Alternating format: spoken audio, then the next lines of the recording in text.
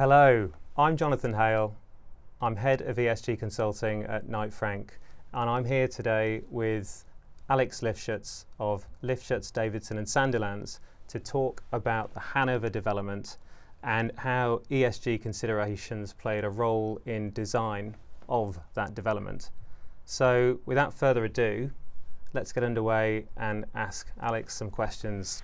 So, Alex, thanks for having me, by the way. Well, nice to be here. I think Hanover Square, the development itself, it's an amazing space, an amazing place, but I would imagine not without its challenges. So, I think from myself, I wanted to sort of check in terms of its sort of repurposing from an old garden square, turning it into this new glamorous West End destination. Just how did you plan the redevelopment of that site? And maybe tell us a little bit about how you and Hanover Square came to know each other. Well, I should just describe what the site is. It's the northwest side of the square, and it extends up to the central gardens, although we weren't responsible for that last bit. So we were responsible for a city block of a dozen or so buildings, let's say, that extended from New Bond Street all the way through to the square. And the key catalyst was the digging of the Crossrail, the Elizabeth line, with the eastern side of the Bond Street station. So it's so long that it actually extends from Hanover Square to Davis Street, that the trains are that long. So there needed to be a ticket hall. Crossrail had a site that was allocated to it under a parliamentary act, and our client's GPE owned the site around it, and there was then, for a long period, a discussion about how the site should be developed and how a collaboration could be effected. And I have to say, the success, if you judge it as success of the scheme, comes about from that collaboration. It was a really fertile conversation between a client, a landowner, and a transport authority, getting together to get the best out of a piece of fantastic central London real estate. Absolutely. Wow. Well, I guess in terms of any collaboration and with those moving parts as you describe, there is, I guess, also some risks in terms of what you had to contend with, especially involving TfL, this new project, this new railway that was running underneath. I mean, in terms of that, what would you say were your sort of top three priorities when it came to sort of designing and curating the space at Hanover Square? One of the things you have to deal with is a passenger flow that is epic. And so from early on there was a discussion about, well, where would people emerge and what would they face when they got out of the station, or how do they get into the station? So the interesting thing for us was that the ticket hall is placed now in such a position that you actually exit into the square, and that's fantastic. And so, take yourself back to when you were designing documentation for planning. There were meetings happening around essentially what the brief was. You had a chance to put in your own input. How had things changed during what has been quite an elongated period, I guess? When did you feel like you had finally agreed on this is what we're going to do, or had you had to remain adaptable throughout? I suppose certain principles endured. I should say that my partner Paul Sandilands was the key to all of this, and he and GPE and Crossrail came up with the idea of reorganising the station. That was, I suppose, the most interesting move. And you talk about change. That was the biggest change. So, what happened is that we moved the Crossrail vent shafts, which are these huge chimneys that come out from 30 metres below ground, so 10 stories below ground, up and vent the air from the station, and also there for fire in case of smoke coming out from a fire. And those occupied a pretty key location in the plan, but somehow with GPE, with our client, and with Crossrail's sort of say so, we managed to move those shafts, which are vast things, off the Parliamentary Act site, so off the site that Crossrail basically enshrines Crossrail's ability to do what it wants on that piece of land, onto our client's land, where it had officially no powers, but into the core of a new office building there. So we moved those shafts across, freeing up the site above the station to create a really pretty stupendous office building there, and hiding those shafts away from what would then become routes across the land. There were many other changes. Regulations, BREEAM changed I think 3 times during the period, and we had to keep trying to catch up with it. There were changes in technology, so during that period renewables became a really strong part of the energy system. They weren't in 2006, 2007. They are now. It's fascinating. So you've sort of answered, I guess, the demand of the future occupier, the now, way back then, in terms of having sort of buildings repurposed. It sounds as if, although this was a large-scale development, it probably wouldn't have fared too badly if we were to bring embodied carbon as a thing which we very much talk about now into this context. Are you able to sort of talk a little bit about, in achieving what you have, how the sort of repurposing of the development and how materials were kind of sourced, and maybe just to give some indication around that embodied carbon element? You've just entered a time warp because we as a practice, and I've been very interested in embodied energy since the early 90s when we started. We started with a project called Oxo Tower Wharf, where the thinking was actually it would be cheaper to knock it down and simpler to knock it down, but we and our client at that time, Coin Street Community, decided to keep it. So we repurposed that building, and it's still going very, very strongly with a very interesting set of mixed uses. So that was the sort of hallmark of our approach then. And I wrote or edited an extremely boring book about embodied energy a few years ago, which started to question the idea of knocking things down and whether it might actually be better, both from an energy point of view, but also from an interest point of view, to keep whatever we can. And that's become much more, I think, mainstream now. So particularly at Hanover, the new Bond Street elevations, there's 6 restored frontages and 1 new one. We managed to save those, although Crossrail was digging underneath and we had to demolish the buildings. We saved the frontages. So the materials, the wonderful stone and brick and carvings, was all saved, and curiously enough have a wonderful effect in shading the buildings, because there's so much detail on the windows and so on that as the sun moves around to the west, those existing facades that we saved shade the buildings. And you're probably aware the western sun is quite pernicious because it's low and it's strong. So that was a good outcome.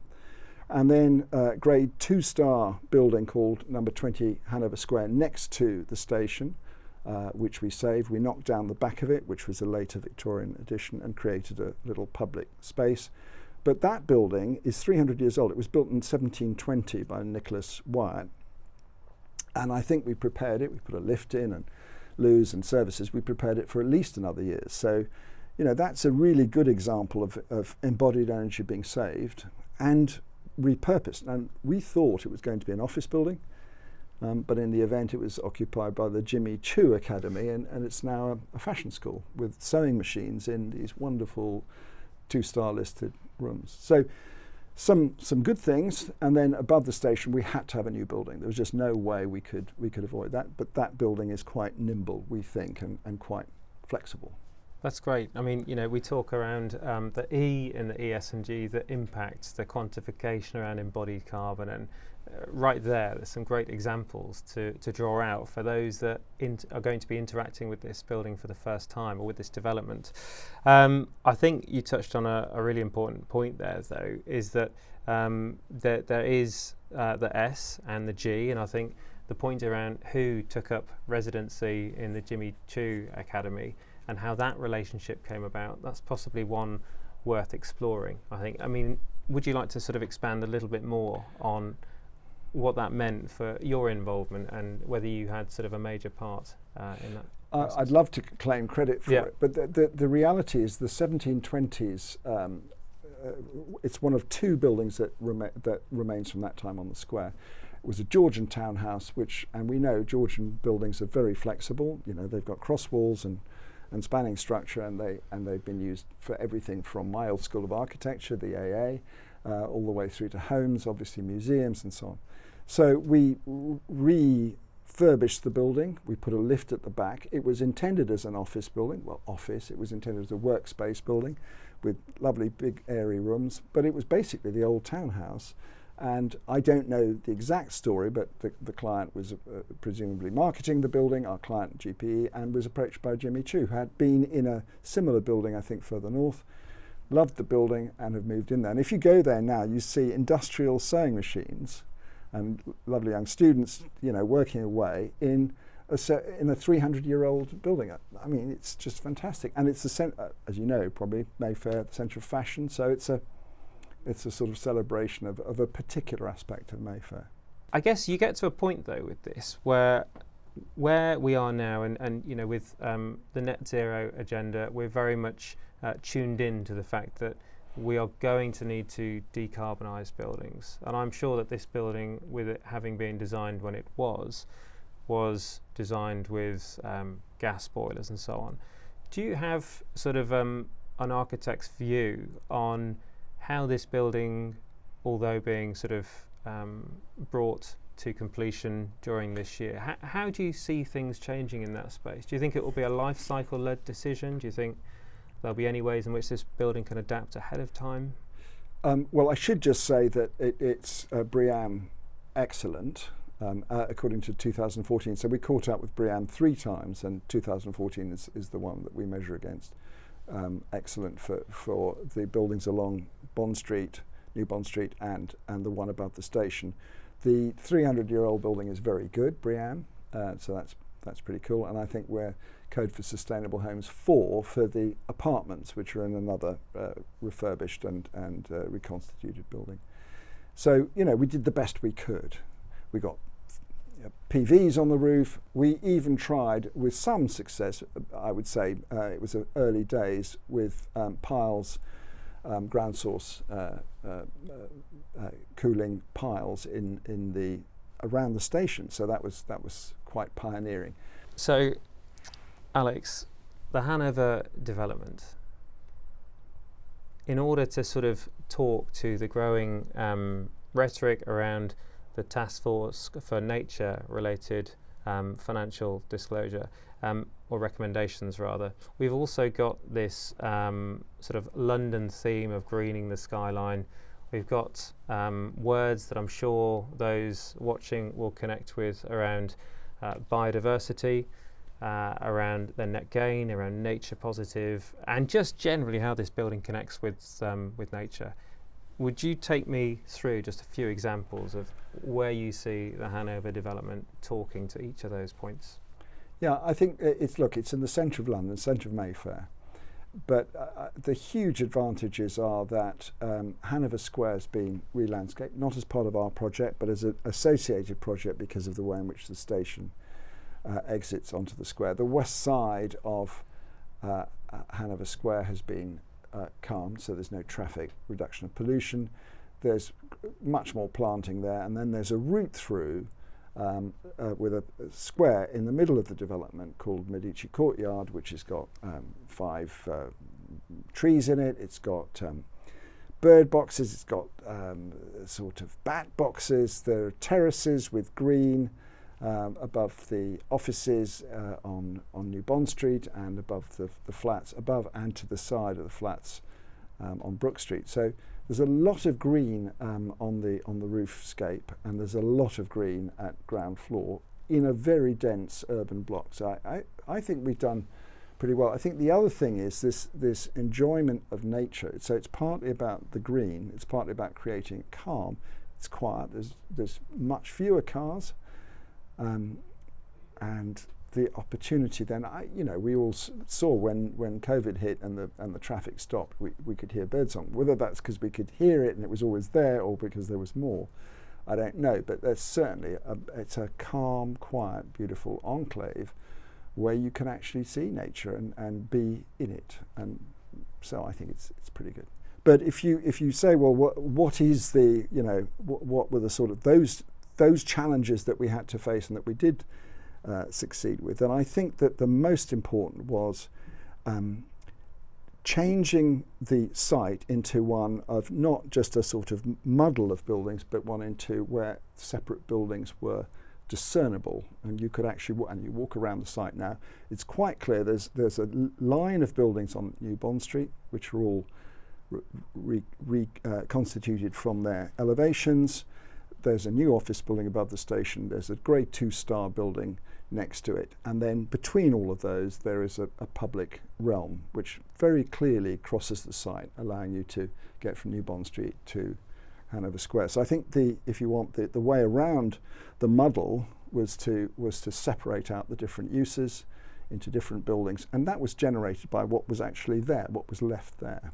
That's great. I mean, I think to be able to pull together, especially in the West End, something that truly is a destination that has the public realm that you've managed to bring into this design, that I think, although we've touched on the environmental impact and the embodied carbon, we're drawing upon the fact that this building, even though designed many years ago, is definitely fit for what future occupiers are looking for, and certainly those of the now.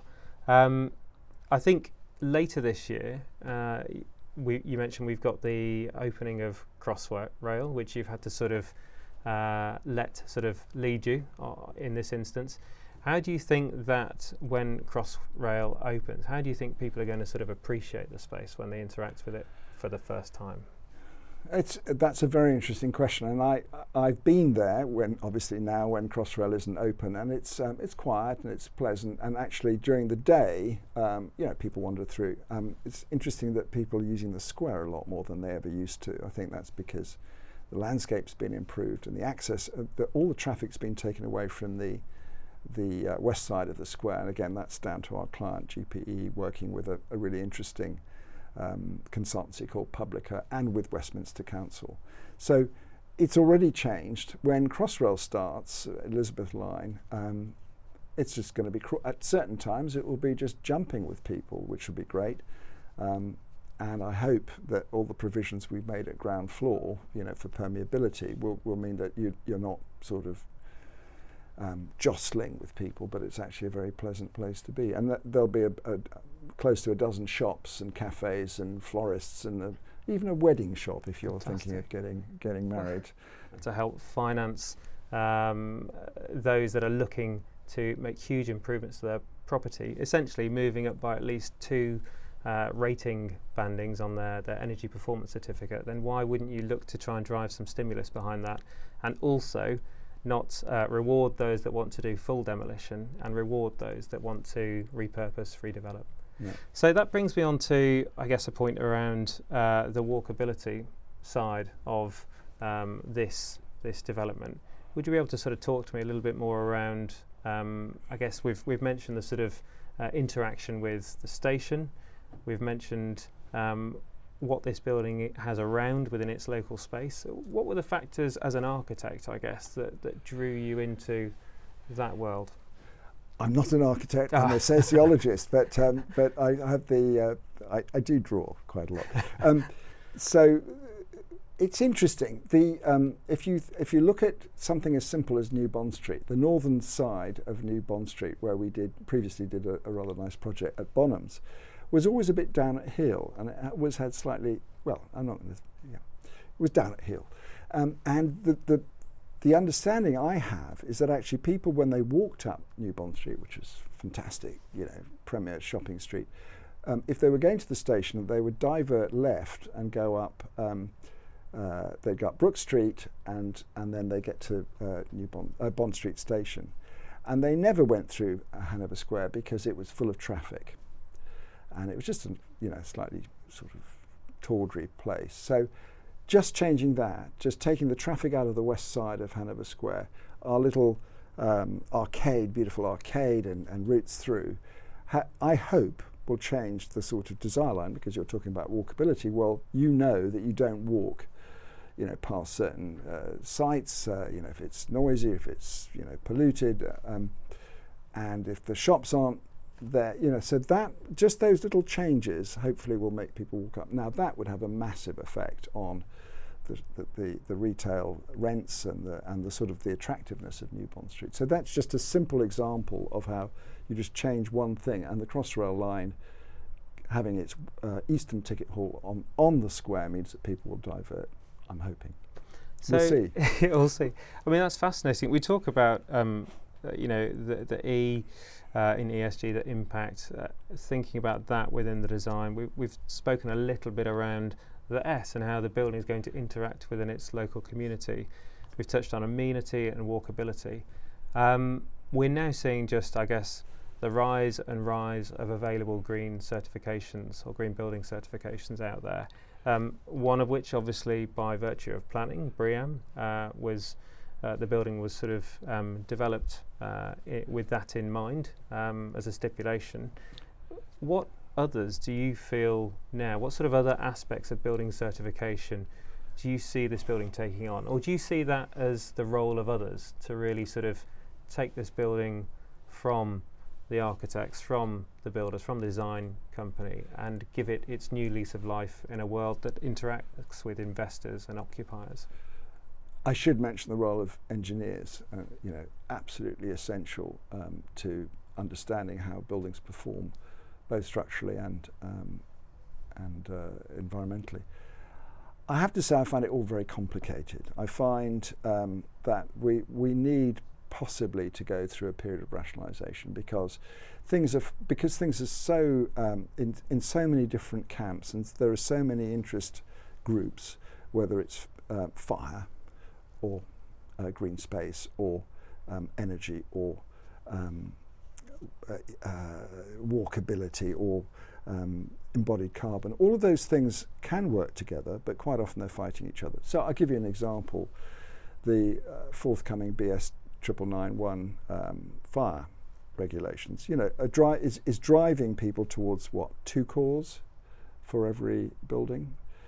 Some of the buildings we're talking about wouldn't have passed that test. So does that mean they're going to be second-rate, second-tier buildings? 2 cores on a relatively small building is a lot of additional embodied energy, a lot less efficiency. Is that now? Of course, safety is paramount, but we have to set certain limits, because we can have the safest buildings in the world and the planet can burn, or we can have slightly less safe buildings and the planet can be. So I think that's they're tough choices. You cannot have everything. So we're going to have to sort of sit down amongst all of ourselves. Your end of the the marketing side, the ESG side, the understanding of what occupiers want, the occupiers themselves, the planners, the London plan now includes fire safety, which is a sort of slightly I'm not sure that that's where it should be. So I suppose what I'm saying is everybody wants everything to be perfect, and the reality is it isn't going to be perfect, and certainly not if you want to save the planet at the same time. So we'll have to find a way to put all those things together and find the optimum connection between all of them to get the best result. So those are good things you can do. I think it's a step too far to sequester a huge amount of carbon in a central city site. But Hanover Square, if you go there now, this is not part of our development, but was catalysed by it. And GPE certainly funded and with Westminster worked on it. If you go there now, and if you walk then through the development back to New Bond Street, you will see people sitting on the grass, having their sandwiches at lunchtime or chatting. There was a reception in the square the other day. They're using the square. So the green space has a functional quality and a celebrational quality that is really important. The square, the London Square, is the quintessential piece of captured nature. London squares were never the French sort of gardens. They were always apparent wilderness, English countryside planted, and that's what there is there now. It's a piece of London countryside planted in the centre of a city. So I guess let's talk about that point a bit. So obviously we're many years on now. We've sort of covered that theme throughout discussion. If you had your time now, if it was a case of what you know now, put yourself back on into the design discussions, and how would you go about things differently, and or that versus also like what things did you think of then that just didn't make the cut at the time for design? I don't know whether that's two questions or you can answer that in one. It could be three. Could be three. So if I was to say, you give me three questions, and if I was to answer any one of those, what would be left on the cutting room for what would we have done differently? One of the things I think that's become pretty mainstream is not fitting out offices to the full category fit out, because A, because the incoming tenant doesn't want it, or B, because you put too much in or you don't put enough in, and so that's something that is a waste, and it's a waste for everybody. So that's something we probably wouldn't have done. Air source heat pumps would have been a nice thing to do. They hadn't really been developed. The idea that the grid could deliver that much power renewably was not around, so that would have been nice. Opening windows as well. And that comes with renewable energy. That comes with the idea that at certain times of the year, 6 months of the year, you can actually just ventilate naturally. So those are the sorts of things that we would have perhaps thought about. Terraces are something that you've mentioned. That is always a balance between the net space, which pays for the development, and just amenity. But I think that if I was to say that the victory, so those are things that one could be picky about. But the real victory was to have a client, to be fortunate enough to have a client and a transport company, TfL and Crossrail, that would collaborate together in such a way as to create the optimal package, and with some thinking by us as well, and by the engineers and many other people, come up with a package where those blessed vent shafts were moved off the Crossrail land into our client's land, where they're completely concealed. And if you go to Davis Street, which is the other end of the same station, they're up there poking up against the skyline. And it's not just that they don't appear on the skyline, it's also that you could then clear the site and have these routes through. And the routes through, the walkability, sometimes architecture is about inspiring, it ideally is. And if it inspires people to walk, if it inspires them to browse in the shops, if it inspires them to talk to each other, if it inspires them to enjoy the square and to enjoy the architecture of London, it's done a terrific job. Okay, well, it just stands for me to say, Alex, thank you so much for coming in today. I've absolutely found it a really insightful and fascinating conversation, exploring what has been a tremendous achievement in over 14 years of getting the Hanover Square development to where it is now. I'm so excited to interact with the space as everything comes together, and I just think you've left some sort of real key points for us to think about, and moving forwards. I think the way in which we interact with space as we know it now, if you fast forward another 14 years, who knows? Who knows what we'll find? I think you've got some ideas, but I think I'd enjoy speaking again in between that time to see how we're getting on. Thank you, Alex. I really appreciate it. Thanks very much for having me over.